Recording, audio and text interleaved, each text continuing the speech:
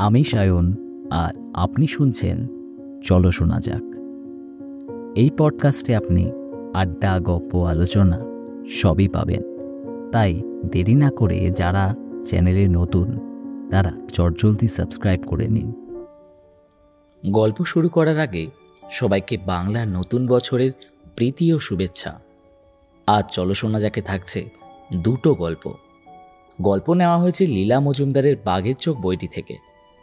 আজকের প্রথম গল্প লীলা মজুমদারের লেখা আহিরিটোলার বাড়িটা। তাহলে চলো শোনা যাক।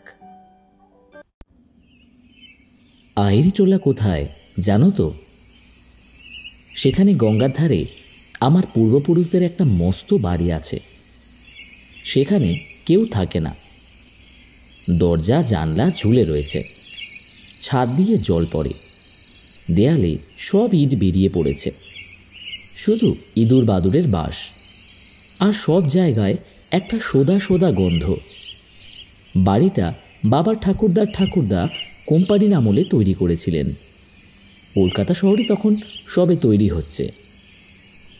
দিব্যি চক মেলানো দোমহলা বাড়ি, দেয়ালে সব জং ধরে যাওয়া চিত্রটিত্র করা, বিরাট পাথরের সিঁড়ি। টাকারও তাদের অভাব ছিল না। কী সব চোরা কারবার চলত। তখনকার দিনে অত আইন আদালতের হাঙ্গামাও ছিল না। মোট কথা, বাবার ঠাকুরদা ভয়ঙ্কর ধনী লোক ছিলেন। প্রকাণ্ড জুড়ি গাড়ি ছিল, তাতে 4টে কালো কুচকুচে ঘোড়া জড়ো হতো। বাড়ির পিছন দিকে বিশাল আস্তাবলও ছিল। সেসব বিক্রি হয়ে গেছে। তার জায়গায় 3 তলা সব বাড়ি হয়ে সেগুলো পর্যন্ত ভেঙে চড়ে যাচ্ছে।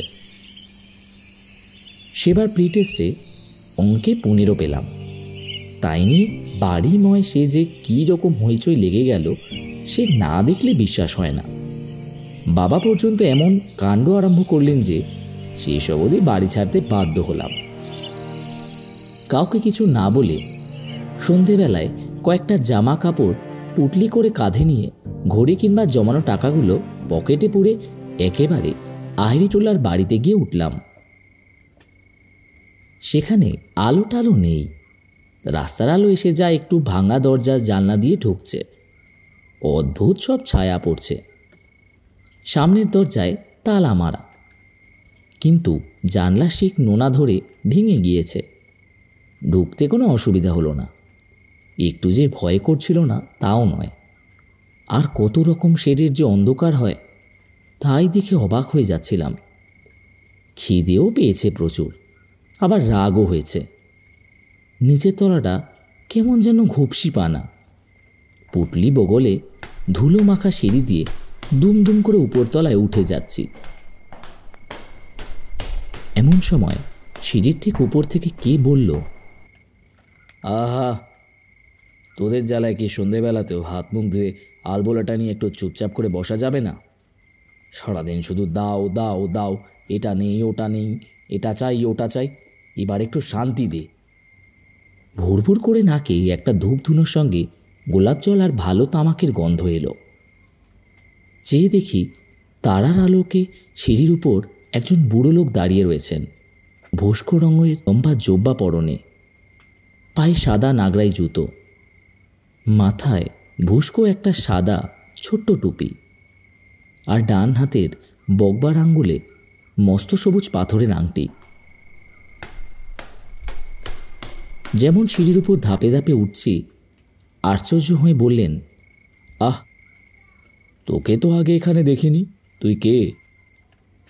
এখানে কি করতে এসছিস? কি চাস তাই বল দেখি বাবা। খিদে পেটটা খালি খালি লাগছিল। বললাম, কেন আসবো না, এটা আমার বাবার ঠাকুরদাদার বাড়ি। ভীষণ চমকে গিয়ে লোকটি কাছে এসে আমার কাঁধে একটা হাত রেখে জিজ্ঞেস করলেন, তোমার বাবার নাম কি? তোমার ঠাকুরদাদারই নাম কি? নাম শুনে খানিকক্ষণ চুপ করে রইলেন। কোথাও জনমানুষ নেই, চারিদিকে অন্ধকার। রেলিংয়ের কাছে গিয়ে বুড়ো হাঁক দিলেন, পরদেশি, আমিন। বলি, কাজের সময় গেলি কোথায় তোরা? আলো দিবি না? নিচতলার অন্ধকার থেকে অস্পষ্ট একটা সাড়া এলো। হ্যাঁ বাবু, আসছি। তারপর লম্বা একটা কাচের ঢাকনি পরানো সেজ হাতে, কুচকুচে কালো, ডিগডিগে লম্বা গোলাপি গেঞ্জি, মিহি ধুতি আর গলায় সোনার মাদুলি পরা একটা লোক সিঁড়ি দিয়ে উঠে এলো। ছিলি কোথায় হতভাগা? বাড়িতে লোক এলে দেখতে পাস না? একে বাড়ি তলায় হাফ আকড়াইটা একবার দেখে এলুম। আমার দিকে ফিরে বলল, যাবে না খোকা বাবু হাফ আকড়াইতে? কেমন সব সং মানিয়েছে, গান বাজনা হতিছে। বুড়ো বললে, চুপ, ওসব ছেলে মানুষের জায়গা নয়। এসো দাদা, তুমি আমার সঙ্গে এসো। সামনের ঘরে গেলাম। মেঝেতে লাল গালচে পাতা, মস্ত নিচু তক্তপোষে হলদে মখমলের চাদর বিছানো, তার কোনায় গোঁফ ঝোলানো চুড়িদার পাঞ্জাবি গায়ে, কানে মাকড়ি একজন লোক দাঁড়িয়ে। তাকে বলেন, যাও এখন, বলেছি তো 10 টাকা চাঁদা আর 5 ভরি আতর দেব তোমাদের বারোয়ারি পুজোর জন্য। এখন কেটে পড়ো, যাও যাও। লোকটি চলে গেল। আমাকে তক্তপোষে বসিয়ে পুটুলের দিকে চেয়ে বললেন, ওতে কি পালিয়ে এসেছো নাকি? কেন? বলতে হলো সব কথা। খানিকটা ভেবে হঠাৎ বিরক্তি হয়ে বললেন, 15 পেয়েছিস? হতভাগা, তোর লজ্জা করে না? আখ হয় না কেন? শুভঙ্করই পড়িস না? মুখ অমন পাংশু বানা কেন? খেয়েছিস? খাসনি এখনো? পরদেশি, যা দেখিনি, পচ্চুকে বলগে যা। পরদেশি চলে গেল। বললেন, ইস, আমার কখনো আঁক কষতে ভুল হতো না, আর তুই বেটা একেবারে 15 পেলি। জানিস, নবাবের কাছ থেকে সার্টিফিকেট পেয়েছিলাম, হৌসের সব হিসেবের ভুল শুধরে দিয়েছিলাম বলে। দাঁড়া, কুট্টিকে ডেকে পাঠাই, সে তোকে আঁক শিখিয়ে দেবে। পরদেশি একটা রূপোর থালায় করে লুচি, সন্দেশ, ছানা মাখা আর 1 গ্লাস বাদামের শরবত এনে দিল। তারপর বারান্দার কোণে শ্বেত পাথর দিয়ে বাঁধানো স্নানের ঘরে আরাম করে হাত পা ধুয়ে পাশের ঘরে কারিকুরি করা খাটের সাদা বিছানায় শুয়ে সারা রাত ঘুমোলাম। সকালে পরদেশি এসে ডেকে দিল, কুট্টিবাবু আঁক শেখাতে এসেছেন। কুট্টিবাবু এসে চিত্র করা পাটিতে বসে সারাটা সকাল আমাকে অঙ্ক কষালেন। পরদেশি কোনো কথা না বলেই দুজনকে 2 গ্লাস দুধ দিয়ে গেল। বই নেই, কিচ্ছু নেই, পুটুলিতে খাতা পেন্সিল ছিল। তাই দেখি কুট্টিবাবু মহা খুশি। কি বলবো, যেসব অঙ্ক সারা বছর ধরে বুঝতেই পারছিলাম না, সব যেন জলের মতন সোজা হয়ে গেল। কুট্টিবাবুর বইয়ের দরকার হয় না, সব মাথার মধ্যে ঠাসা। উনি চলে গেলেন। বারান্দায় বেরিয়ে দিনের আলোতে ভালো করে চেয়ে দেখি এরা সব বাড়িঘর ঝকঝকে পরিষ্কার করে ফেলেছে। উঠোনের ধারে বড় বড় টবে কত রকমের পাতাবাহার গাছ, আর উঠোনের দাঁড়ের ওপর লাল, নীল, হলদে, সবুজ মস্ত মস্ত তোতা পাখি রোদে বসে ছোলা খাচ্ছে। দেয়াল ঠেস দিয়ে পরদেশি মুচকি মুচকি হাসছে। কাকে খুঁজতেছ খোকা বাবু? বুড়ো লোকটির খোঁজ করলাম। কি তার নাম পরদেশি? বড্ড ভালো লোক উনি। পিছন থেকে তিনি নিজে নিজে বললেন, আমার নাম শিবেন্দ্র নারায়ণ, লোকে শিবু বলে ডাকে। তুমি নাকি ভালো অঙ্ক কষেছ, কুট্টি বলছিল। এই নাও দাদা তার পুরস্কার। আমার হাতে একটা মস্ত সোনার মোহর গুজে দিলেন। ও কি পরদেশি, বাইরের দরজায় কারা যেন মহা ধাক্কাধাক্কি চেঁচামেচি করছে, সঙ্গেরা নয় পরদেশি? পরদেশি আস্তে আস্তে মাথা নাড়ালো। আমি বললাম, এই রে, তবে নিশ্চয়ই বাবা আমাকে খুঁজতে এসছেন। ছুটে গিয়ে দরজা খুললাম। মা, বাবা, বড় কাকা আর পিসিমশাই এসেছেন। ইস, কি সাংঘাতিক ছেলে বাপু তুমি! এই খালি বাড়িতে অন্ধকারে কালিঝুলির মধ্যে খাওয়ানে দাওয়ানে দিব্যি রাত কাটিয়ে দিলে। বলিহারি তোমাকে। অবাক হয়ে তাকিয়ে দেখি এক মুহূর্তের মধ্যে পরিষ্কার তকতকে উঠোন, তোতা পাখির শাড়ি, পাতাবাহার গাছ সব উড়ে গেছে। পাগলের মতন দৌড়ে ওপরে উঠলাম। খালি ঘর খা খা করছে। ভাঙা স্নানের ঘরে শ্বেত পাথরের সব টালি খুলে পড়ে আছে। পরদেশি, ও পরদেশি, ও শিবুবাবু, কোথায় তোমরা? শিবুবাবু, পরদেশি। বাবা আমাকে খপ করে ধরে ফেললেন। জানিস না, শিবুবাবু তো আমার ঠাকুরদার ঠাকুরদা, পরদেশি তার খানসামা। আস্তে আস্তে আমার হাতের মুঠোর মধ্যে মোহরটাকে পকেটে পুরে বললাম, চলো, টেস্টে আমি অঙ্কে ভালো নম্বর পাবো, দেখো। কাউকে কিছু বলতে পারলাম না। আমি ঠিক করেছি বড় হয়ে টাকা পয়সা রোজগার করে আহেরিটলার বাড়িটা সারিয়ে সরিয়ে সেখানেই থাকবো। গঙ্গাটাও বেশ সামনে আছে।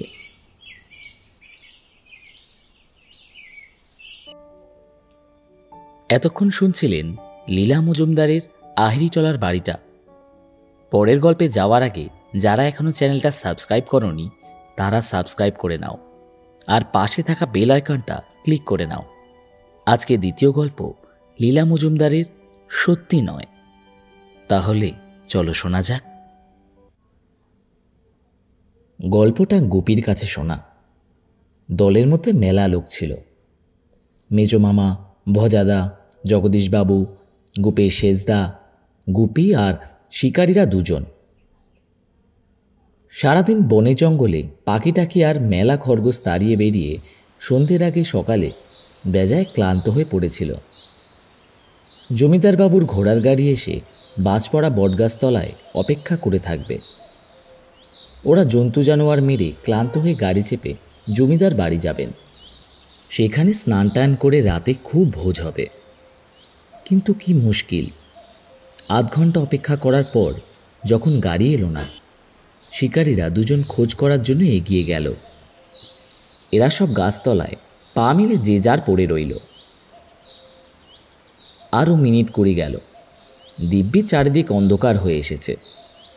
তখন জগদীশবাবু লাফিয়ে উঠে পড়লেন। ওর তোরা, এ জঙ্গলে নিশ্চয়ই বাঘ রয়েছে। খিদে সকলের পেট জ্বলে যাচ্ছে, তার উপর দারুণ পায়ে ব্যথা। কিন্তু ও কথা শুনেই সবাই তড়াক করে লাফিয়ে উঠল। বেশ তারায় আলো রয়েছে। তার মধ্যে মনে হলো যে ডান দিকে খানিকটা এগিয়ে গেলে জঙ্গলটা পাতলা হয়ে এসেছে, সেখানে যেন আলো বেশি। সেদিকে খানিকটা যেতেই সবাই অবাক হয়ে দেখল সামনে একটা বিশাল পোড়া বাড়ি। মেজমামা তো মহা খুশি। বাহ, খাসা হলো। এবার শুকনো কাঠকুটো জেলে দুপুরের খাবার জন্য যে বড় হাঁড়িটা আনা হয়েছিল তাতে করে খরগোশের মাংস রাঁধা যাবে। নিদেন একটু বিশ্রাম তো করাই যাবে। সবাই খুশি হয়ে বাড়ির দিকে এগিয়ে চলল। গেটটা কবে থেকে যে ভেঙে ঝুলে রয়েছে, একটু একটু বাতাস দিচ্ছে, তাতে ক্যাচ ক্যাচ শব্দ করছে। বিশ্রী লাগছে। পথে সব আগাছা জন্মে গেছে। বাগানটা তো একেবারে সুন্দরবন। প্রকাণ্ড বাড়ি, প্রকাণ্ড বারান্দা। বারান্দার উপরে উঠে জগদীশবাবু শ্বেতপাথরের মেঝের উপর বেশ করে পা ঘষে কাদামাটি পরিষ্কার করে ফেললেন। গোপী শেষদা একটু এদিক ওদিক তাকিয়ে দেখে বললেন, জায়গাটাকে সেরকম ভালো মনে হচ্ছে না। শেষদার যেমন কথা, ঘোর জঙ্গলের মধ্যে পোড়া বাড়ি আবার এর থেকে কত ভালো হতে পারে। গুপি আবার বললে, এ বাড়িটার বিষয়ে আমাদের চাকর হরি একটা অদ্ভুত গল্প বলেছিল। এদিকে নাকি কেউ আসে না। একেবারে ভাঙা বাড়ি কিন্তু নয়, দরজাগুলো সব বন্ধ রয়েছে। কেউ বাস করাও একেবারে অসম্ভব নয়। তখন সকলে মিলে মহা হাঁকডাক লাগিয়ে দিলেন। কোনো সাড়া শব্দ নেই। সকলের যে ঠিক ভয় করছিল তা নয়, কিন্তু কীরকম যেন একটা অস্বস্তি লাগছিল। তাই সব এক জায়গায় জড়সড় হয়ে দাঁড়িয়েছিলেন। মেজো মামা বললেন, যা যা, যেসব বীরপুর নে চল, দরজা ঠেলে খোল, রাধা বাড়ার আয়োজন করা যাক। ঠেলা দিতেই দরজা খুলে গেল। খালি খালি সব বিশাল বড় বড় ঘর, ধুলোতে ঝুলেতে ভরা। সেকালের পুরনো চক মেলানো বাড়ি, মাঝখানে বিরাট একটা উঠোন, তার মধ্যে একটা আবার লেবু গাছ আর একটা পেয়ারা গাছ রয়েছে। সবটা অবশ্যই আবছায়া আবছায়া। উঠোনের পাশেই রান্নাঘর, সেখানে তো উঠোন পাওয়াই গেল। এক বোচকা শুকনো খড়খড়ে কাঠও পাওয়া গেল। মেজমামা দেখতে দেখতে জায়গাটা খানিকক্ষণ ঝাড়পোছ করে নিয়ে রাধা বাড়ার ব্যবস্থা করতে লাগলেন। তখনও একটু একটু আলো ছিল, কিন্তু ঘরের ভিতর বেশ অন্ধকার। তবে ওদের সকলের সঙ্গেই পকেট লণ্ঠনটা ছিল। এখন একটু জল চাই। আর সকলে কেউ বা উঠোনের ধারে জুতো খুলে পা মেলে দেওয়ালে ঠেসান দিয়ে বসেছে। আবার কাউকে যেমন গুপি সেজদাকে খরগোশ কাটবার জন্য লাগিয়ে দেওয়া হয়েছে। তারাও বলছে জল না হলে পারবে না। অগত্যা মেজমামার টিফিন কেরিয়ারের বড় ডিবেটা আর একগাছি সরু দড়ি নিয়ে জলের চেষ্টায় গেলেন। রান্নাঘরের ওপাশে সবজি বাগান ছিল, তার কোণে একটা কুয়ো দেখা গেল। মেজমামা খানিকটা এগিয়ে গিয়ে থমকে দাঁড়ালেন। আহ, বাঁচা গেল, এখানে তাহলে লোকজন আছে। যা একটা থমথমে ভাব, আর গুপিটা যা বাজে বকে যে আর একটু হলেই ভয় ধরে যেত। এই তো, এখানে মানুষও রয়েছে। একটা ছোকরা চাকর ধরনের লোক কুয়োর আশেপাশে কি যেন আতিপাতি করে খুঁজে বেড়াচ্ছে। মেজমামার হাতে আলো দেখে সে ভারী খুশি হয়ে উঠল। যাক, আলোটি এনে বড় উপকার করলেন বাবু। আমাদের বাবুর মাদুলিটা কোথাও পাচ্ছি নে, বাবু আর আমাকে আস্ত রাখবি নে। মেজমামার মনটা খুব ভালো, তিনিও মাদুলি খুঁজতে লাগলেন। হ্যাঁ রে, কিরকম মাদুলি রে? এখানে আবার তোর বাবুও বাস করেন নাকি? আমরা তো মনে করেছিলাম বুঝি পোড়ো বাড়ি। চাকরটা বললে, আরে শো, পয়সার অভাবেই তো পোড়ো বাড়ি। ওই মাদুলিটা আমার বাবুকে একজন সন্ন্যাসী দিয়েছিলেন। ঔষধ হাতে বাঁধা থাকলে যে ঘোড়াতে বাজি ধরতেন সেটাই জিতে যেত। এমন করে দেখতে দেখতে ফেঁপে উঠলেন, টাকার গাদার উপর বসে থাকলেন। দেখি পাটা সরান তো, এখানে একটু খুঁজি। হ্যাঁ, তারপর একদিন আমাকে বললে, বড্ড জং ধরে গেছে রে, ওটাকে মেজে আন। মাজলামও। তারপর যে বিড়ি ধরাবার সময় কোথায় রাখলাম আর খুঁজেই পাচ্ছিনি। সেই নাগারে খুঁজেই বেড়াচ্ছি। এদিকে বাবুর সর্বনাশ হয়ে গেল। যেই ঘোড়াতেই বাজি ধরেন সেই হয় মুছছে যায়, নয় বসে পড়ে, নয় খানিকটা গিয়ে আবার ফিরে আসে। এমনি করে বাড়ি গেছে, বাগান গেছে, টাকা পয়সা গয়নাগাটি হাতি ঘোড়া সব গিয়েছে। এখন দুজনে দিনরাত শুধু ওই মাদুলিটাই খুঁজে বেড়াই। উপর থেকে ভাঙা হেরে গলায় ডাক শোনা গেল, পেলি রে? না স্যার। বলি, খুঁজছিস নাকি খালি গল্পই করছিস? বলতে বলতে একজন ফর্সা মোটা আধবুড়ো লোক দোতলার বারান্দার ধারে এসে দাঁড়ালেন। ওদিকটা দেখ দেখ দেখ, ভালো করে দেখ, যাবে কোথায়?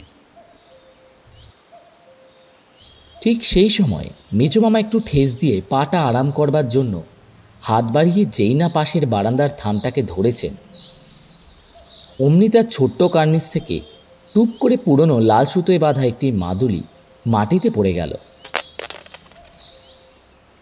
সুতোটা আলগা হয়ে গেল।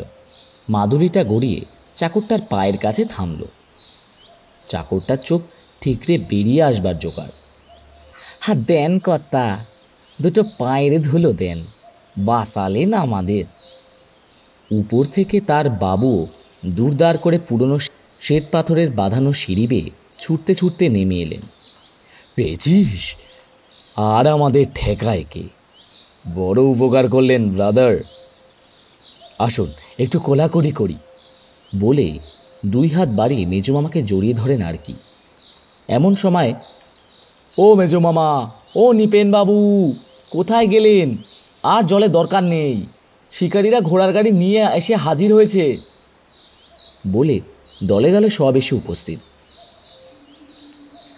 মেজোমামা চমকে দেখেন চাকরটা, তার বাবু আর মাদুলি কোথাও কিছু নেই, খালি পায়ের কাছে লাল সুতোটা পড়ে রয়েছে। আস্তে আস্তে সেটিকে কুড়িয়ে বললেন, খিদে পেয়েছে ভীষণ। পথে যেতে শিকারীরা বললেন, সাহস তো আপনার কম নয়, ওটা ভূতের বাড়ি। তা জানতেন না? বহুকাল আগে এক জমিদার ছিলেন, রেস খেলে সর্বশান্ত হয়ে গিয়েছিলেন। তারপর তার বাড়িতে কেউ নেই, ওখানে কেউ যায়ও না।